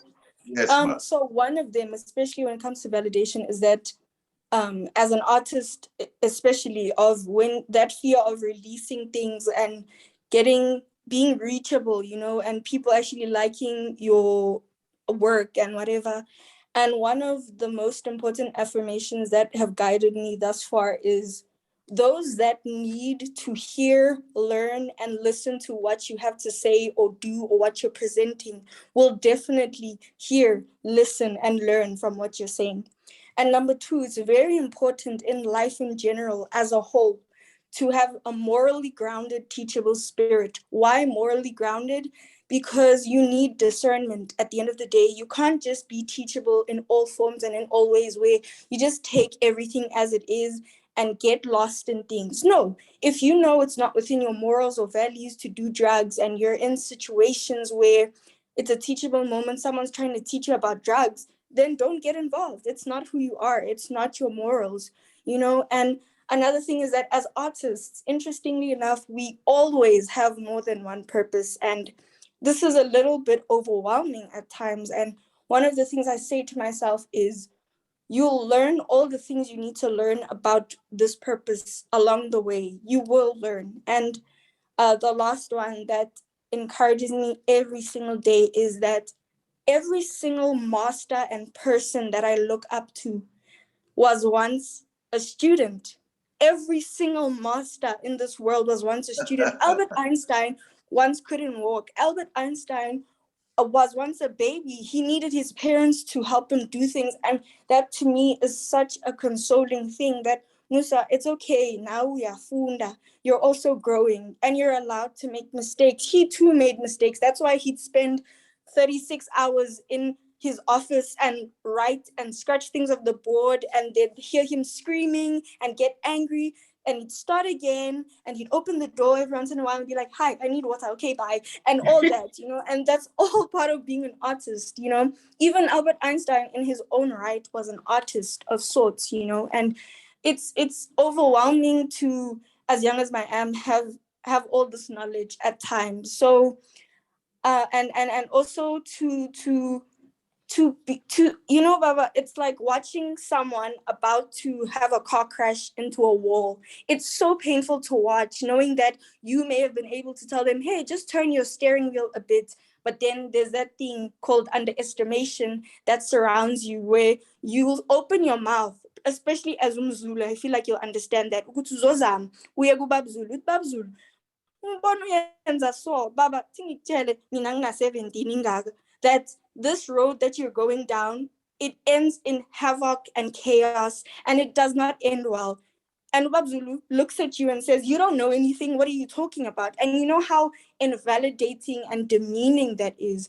But it's in those moments when I say to myself, Musa, remember, everyone is on their own journey, and you can try to help, but it's up to the other person to receive and be receptive of that help, which is why whenever I celebrate people in my life to say I'm proud of them or whatever, I always say, I'm so proud of you, not only for doing what you've done, but along the way for also receiving all the lessons that life was trying to teach you through those hardships. You know, you didn't just look at those things at face value and be like, also me, I give up. If life has given up on me, I'll give up on life. No.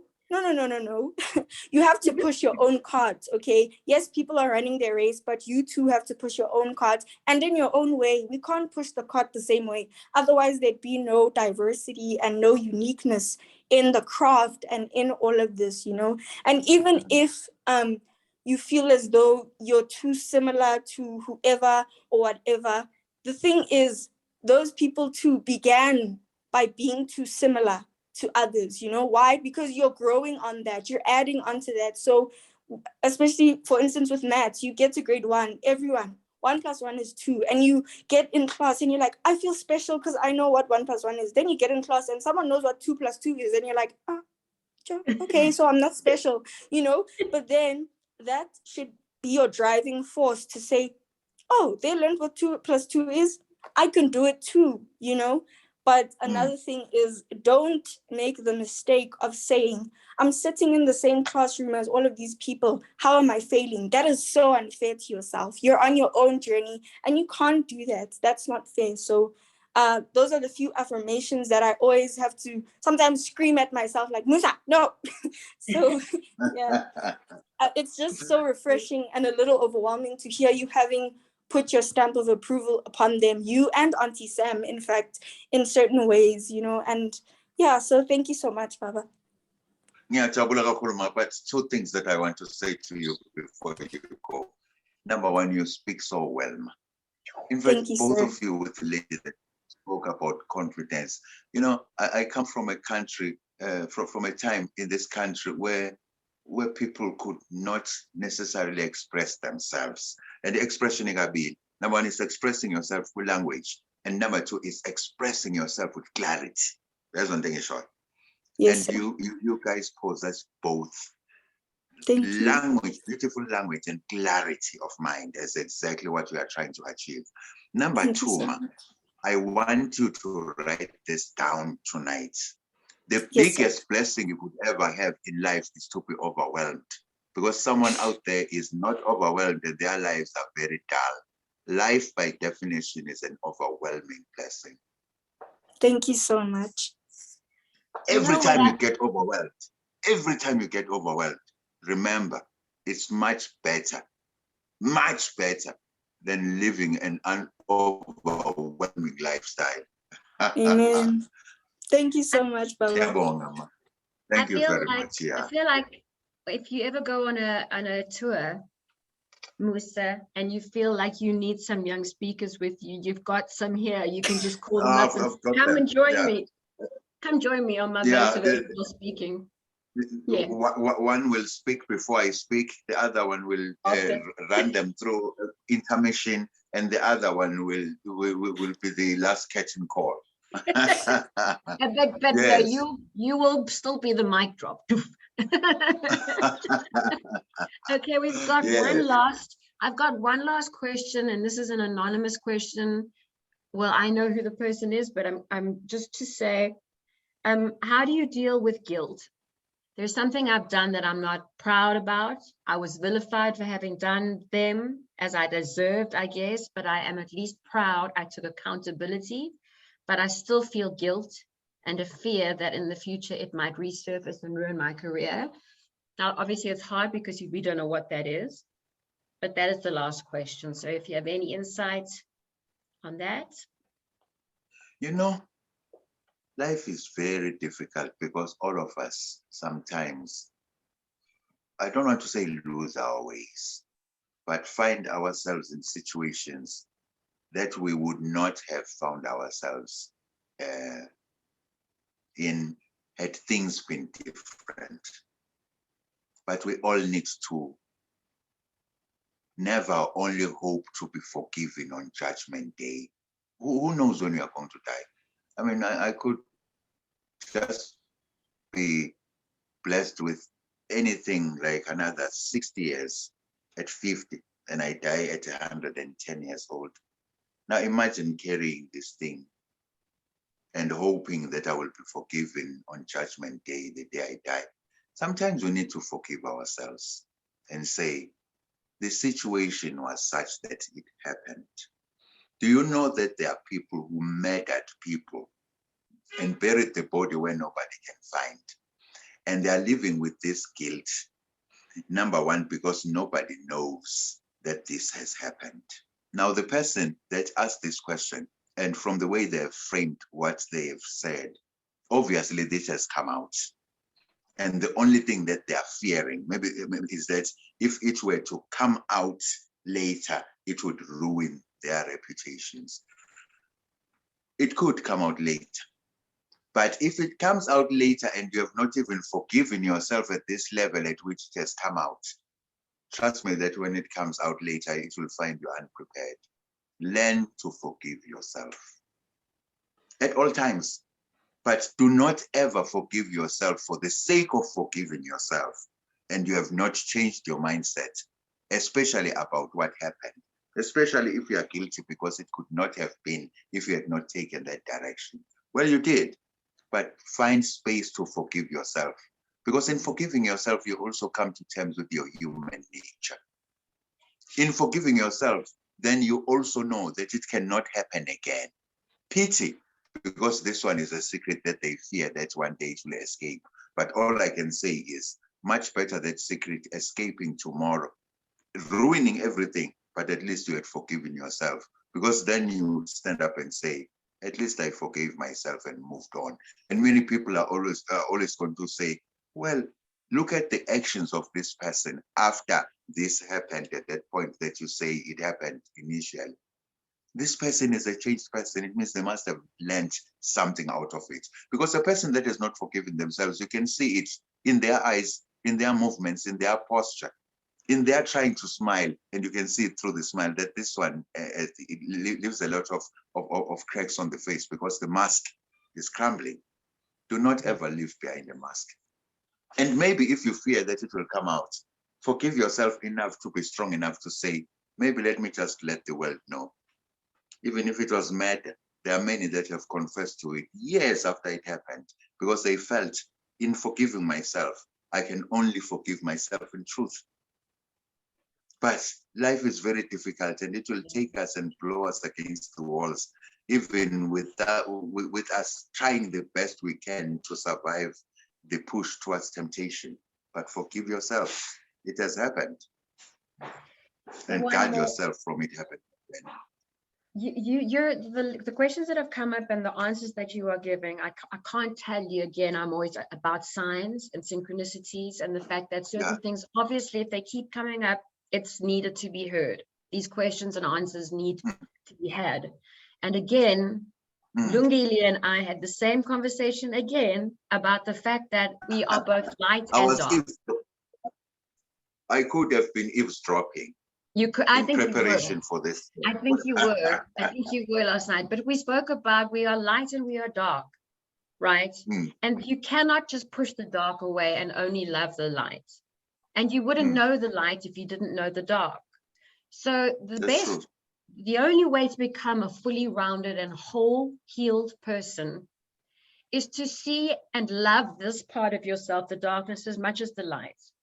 And to not only try and push that on people, but to allow this to have, to allow that part, which is often your shame and your guilt and the things that you're not proud of, give that as much attention, because that's all you need to do is just show up and say, I know, I see, I feel, I recognize, I understand. And if you give it attention just like that, it can melt away. And suddenly when you become this, like you've accepted both sides of yourself, you become this whole person. Now, the fact that you actually said, the person who wrote this said that you took accountability for it. That's the first thing. That is strength and power. And immediately that says that you have owned up for something that you've done. The guilt and the fear, if it had to come out, and exactly as you said, Musa, it feels like it's guilt and fear that holds us back, and we need to forgive ourselves. There's a shame, and guilt has this low energy, and it pulls us down and it stops us from flying and achieving everything we possibly can. It's in the forgiving and it's in the loving of self, because we are human. And again, it's the dark and the shadow, love it all and allow it to free yourself. And you will know when it no longer, you will know when you have forgiven yourself, when you think about it and you feel okay. There is no trigger, there is no pain. If you think about a situation and it still hurts you, you know that's still something that you need to heal and work on. You'll know when you've let it go, when it no longer triggers you. It feels let go of. And that's very true. But also remember that these things do not only hold you back, but they also hold your potential to make relationships. Yes. With guilt, with regrets, you start isolating yourself. Exactly. I can even feel that this conversation is coming to an end, because we're drifting back to exactly where we started, where people isolate themselves and as a result do not find a way of finding themselves in relationships. That's exactly what happens. You are creating, the wound is too deep, and you are only just pampering the surface. And the day it gets septic, maybe you are fearing that it's going to come out by so and so. But because you are so closed up, it could just explode from you on a particular day where you will find that there's absolutely no reconciliation after that with yourself and with the world. Yeah, talk about these things. Find someone that you trust. Maybe write a book, like it's a work of fiction. Confess it all there. You could go by a pseudonym, or you could go by your name and say it was fiction when you know it happened, if the secret is such that nobody knows about it. But cough it out, for goodness sake, otherwise it's going to choke you. Thank you. This is all I feel like we all need to do this. If everyone wants to turn their cameras on and do a big mwah, mwah, mwah. You are an absolute blessing, and I can't explain to you how the comments are amazing. If anyone wants a copy of this recording, in the comments, you will see that there is an email link. I will send it to you, Musa, so that you have it as well. Thank you. But if anyone else wants that, please notice that it's bronwyn@bulameglu.org. And I just want to say again, thank you so much for everyone for participating, but mainly, Musa, thank you so much for making our afternoons. You did leave blood on the dance floor, and you can drop your mic on your way out. But honestly, if I may take it back to where it began, thank you very much to all of you. You know, when you discover that you have been blessed with a life that you thought was not a blessing, and people give you these invitations just to spend the afternoon with you, you are never alone. How can I not say thank you once again for always keeping me feeling like I'm not alone? I wish all of you could do this for others as you have done unto me, because none of us really deserves to be living our lives without being validated. Of course, it begins with you, as I said, but as a network, we should also just always try our best to make another person feel like, hey, I've got you. And this is exactly what all of you have just done for me on a daily basis, yearly basis, and here I am today, 27 years later. And remember, you have not just been doing this the day I was in a wheelchair, since I was born. So 50 years later, I'm sitting with people that always just say, I've got you. Thank you very much to all of you for that one. Yeah. And mic drop again. Thank you so much. Love you dearly. Never met you in person, but love you from our souls to you, to yours. Thank you. And from God to all of us, and God bless you, and this beautiful virtuous cycle of giving and receiving, and may whatever you give be abundantly returned to you and to everyone on this call. I've always wanted to end my interviews this way, especially because this one is recorded. Let me end it this way. And cut.